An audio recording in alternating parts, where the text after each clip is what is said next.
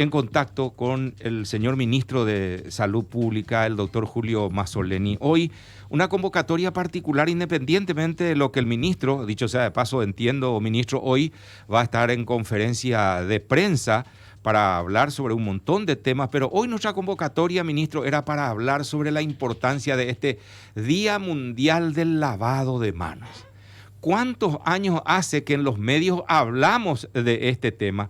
Y hoy parece ser que para los medios, asumimos también eso, y para la población en general, tiene una particular trascendencia. Porque, y lamentablemente, vía temor al COVID, como que se impuso, ministro, el tema del lavado de manos como una medida preventiva muy, pero muy importante. Ministro, ¿cómo le va? Buenas tardes y gracias por atendernos y por hablar de esto que nos parece importante exponer ante la población. Muchas gracias, Oscar, Menchi. Buenas tardes para ustedes, para toda la audiencia. Realmente es un tema apasionante. Hay pocas medidas en salud pública. Quizás las vacunas estén a ese nivel, pero fuera de eso, todo lo que tiene que ver con el agua, el acceso al agua potable, el lavado de manos, el alcantarillado, las medidas de saneamiento, son algunas de las medidas que más vidas salvan.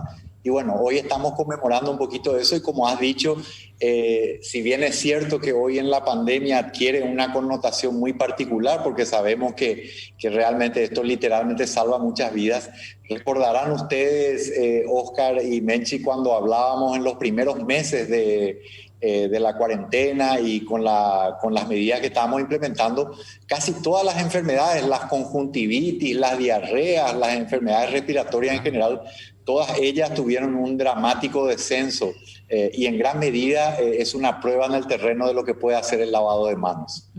¿Ya tienen cifras así concretas, ministro, de cómo se dio ese descenso justamente en estas enfermedades que habitualmente dejaban muchos enfermos y muchos muertos también? Sí, hay números un poquito más precisos que hay que afinar, pero cuando uno compara, Menchi, por ejemplo, los históricos de los niveles de conjuntivitis, por decirte, o los niveles de diarrea, las diferencias son abismales, ¿verdad? A veces estamos hablando de 10 veces menos, por ejemplo, en muchas de estas condiciones. Seguramente en los próximos meses vamos a estar haciendo una comparación ya con números definitivos a lo largo de todo el año, pero sin ninguna duda la disminución es dramática en muchos de estos cuadros. Doctor Fito te saluda, que es bueno que mencionas lo de la diarrea, porque yo siempre vinculé el lavado de manos con el tema de la diarrea, ¿verdad? Porque mi papá trabajó en colonias donde se hacía la cuestión de la reforma agraria y él siempre nos decía y nos insistía que nos lavemos las manos porque veía cómo morían bebés de diarrea en el campo por el tema de la falta de lavado de manos, ¿verdad? Y no es una cosa menor la diarrea. Absolutamente, absolutamente. Sobre todo en ese grupo de edad, Fito, que estás mencionando, allí realmente resulta de extrema importancia poder aplicar esto. Y ojalá realmente, yo creo que así va a ser, porque en tiempo récord se han incorporado a la conducta ciudadana. Claro que esto hay que reforzar y sostenerlo en el tiempo, pero se incorporó esto y estoy seguro que hace una gran diferencia. Muchas veces algunas personas de nuestro equipo técnico, la doctora Adriana, el propio Guillermo Sequera, muchas veces mencionan que si nosotros estamos sentados, como seguramente ustedes están ahí también, y en su mesa o alrededor de ustedes está lleno del virus del COVID o de la enfermedad del COVID, si ustedes no llevan las manos a los ojos, a la nariz o la boca, entonces no hay posibilidad de contagio, y si se lavan las manos, naturalmente ahí se puede evitar completamente. Entonces, para todas las enfermedades más conocidas, las nuevas, las viejas, para todo realmente el lavado de manos es una medida fundamental. Ministro, hablaste de conjuntivitis también. O sea, perdón, ¿sí? Sí, efectivamente, Oscar, sí, tal cual. También frecuentemente el llevar las manos a los ojos, cuando no están limpias las manos, frecuentemente puede ser una forma de transmisión del contagio, ¿verdad? Es Aracú, famoso. ¿Qué le pasa a Roque? Es Aracú. Y es probablemente porque haya tenido una infección como consecuencia de haberse tocado el ojo con mano sucia. Claro, y nosotros que trabajamos con la voz, y yo lo escuché a Fito hablando de esto también, y a Santi también. Óscar suele tener menos afecciones de garganta que yo, por ejemplo. Este año, más allá de algún gallito que otro que me suelen salir, pero digamos, no dejé de trabajar por algún problema de faringitis o laringitis que habitualmente tenía, ¿verdad? Entonces, el lavado de manos por un lado, también lo otro que dejamos de hacer, de compartir cosas, compartir el tereré, compartir la botella de gaseosa o lo que fuera, y el tapabocas, obviamente han sido 3 elementos fundamentales para reducir estos números, ministro. Absolutamente, Menchi. Incluso, aun cuando los números del COVID son muy inquietantes, si comparamos también con el histórico del número de casos respiratorios, sobre todo en la época del invierno, porque recuerdan que una de las metas que nos trazamos como país también era tratar de superar un poco el invierno. El tema del invierno y también esperar un poco el inicio del descenso de algunos de nuestros países limítrofes, ¿verdad? Sí. Entonces, efectivamente, todos los números en general han bajado significativamente respecto al año pasado, pero donde realmente eso es dramático en el ámbito respiratorio es sobre todo en los niños pequeños, con lo que se conoce como las infecciones como las bronquiolitis por el virus sincitial respiratorio, una cuestión que es muy estacional, ¿verdad? Uh-huh. Ministro, un temita que siempre me llamó la atención en el tema de estas medidas preventivas que se usa como política desde el Estado y que da la impresión, salvo con el COVID, ahora que en el Día del Mundial del Lavado de Manos y estamos en campaña, el ministerio hace flyers, los periodistas nos encargamos de hablar con el ministro o con la directora de no sé qué departamento. Anteriormente yo siempre estaba invitada a ir a una escuela a hacer el lavado de manos con los niños, por ejemplo, como embajadora de UNICEF, sí o sí me tocaba ese programa. Pero dura una semana. Sí, es ¿entendés? Entonces, de paso. Lamentable, digo, ¿por qué como médico, doctor, estás entendiendo que da la impresión de que llevan a la gente para que funcione? Porque realmente el tema del lavado de manos y el uso de tapabocas se impuso en este tiempo porque la gente. Claro, es solo por eso. Entonces, y vos decís, bueno, ahora fue, ¿por qué? ¿Por qué no podemos tener otro modo de entender la importancia de estas medidas preventivas, doctor? ¿A qué vos le adjudicaría eso, ministro?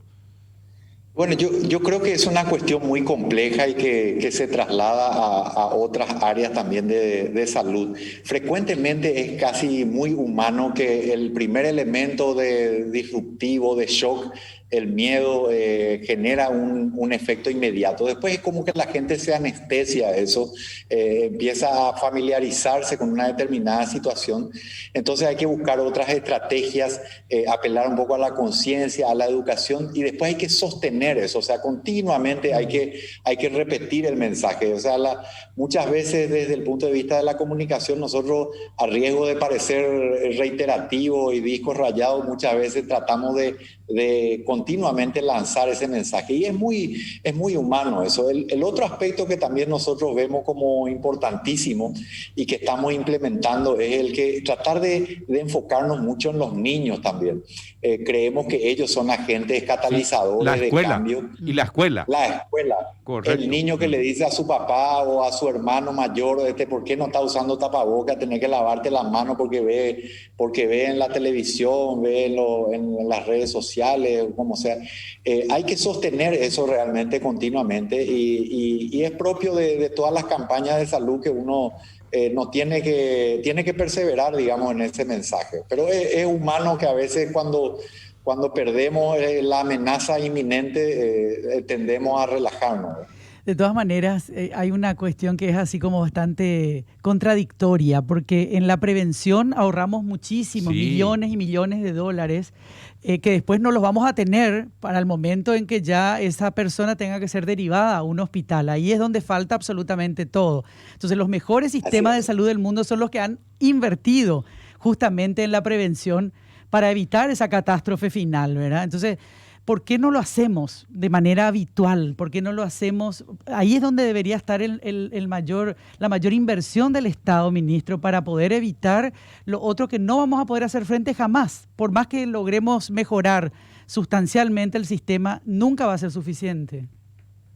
Coincido contigo, Mechi, y ese es un proceso complejo porque hay que cambiar un poco el chip de la propia institución, desde cambiar al propio Ministerio de Salud, cambiar a la ciudadanía, también entender que muchas de estas medidas que a veces no se pueden ver porque no tienen una forma física como una construcción o alguna cosa que sea más fácil de vender, ¿verdad? Pero definitivamente ese cambio de paradigma nosotros estamos intentando que se dé.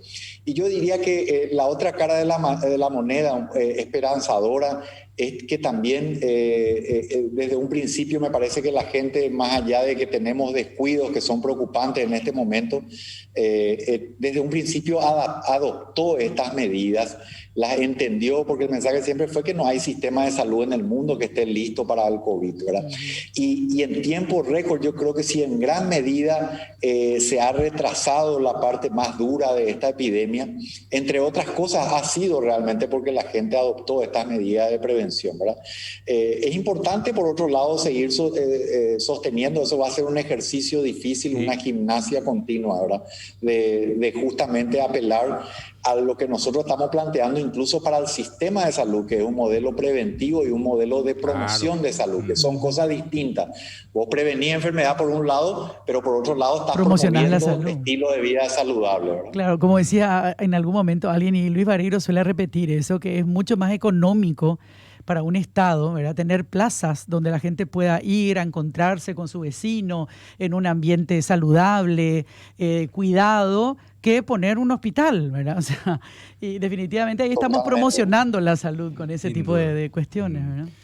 Bueno, así es, y también por eso la insistencia en el primer nivel de atención, Oscar, Mechi y Fito, en el sentido de que uno trata desde ese primer nivel de atención, que son las unidades de salud familiar y la atención primaria de salud, uno no está solamente conteniendo las versiones más leves de una enfermedad para que no se complejicen, sale a la comunidad para poder promover estas conductas, ¿verdad? Entonces, por ahí pasa un poco, pero es el proceso largo. Rescatar de lo que nos estaba diciendo, mencionó en un momento, ministro, hay unos descuidos preocupantes. ¿A qué se refiere puntualmente? Me refiero a que en este momento no hay por qué negarlo, uno sale, ve mucha gente sin mascarilla en espacios públicos, incluso cerrados, todavía vemos gente que comparte el tereré, vemos gente que está haciendo actividades deportivas colectivas, con deportes de contacto, cosas que nosotros tenemos que cuidar. En este momento estamos en una meseta de la epidemia, pero de ninguna manera estamos fuera de peligro y justamente evitar que esa meseta se vuelva a convertir en otro pico o hacer que esa meseta dure el menor tiempo posible y finalmente tengamos ese descenso que todos anhelamos. Depende mucho de que sigamos adheridos a esas medidas y creo que lo que hay que entender es que conforme asumimos el riesgo de salir más, ahí es cuando más tenemos que tener en cuenta estas medidas de protección. Ministro, dos temitas últimos porque sabemos que tienes reuniones enseguida.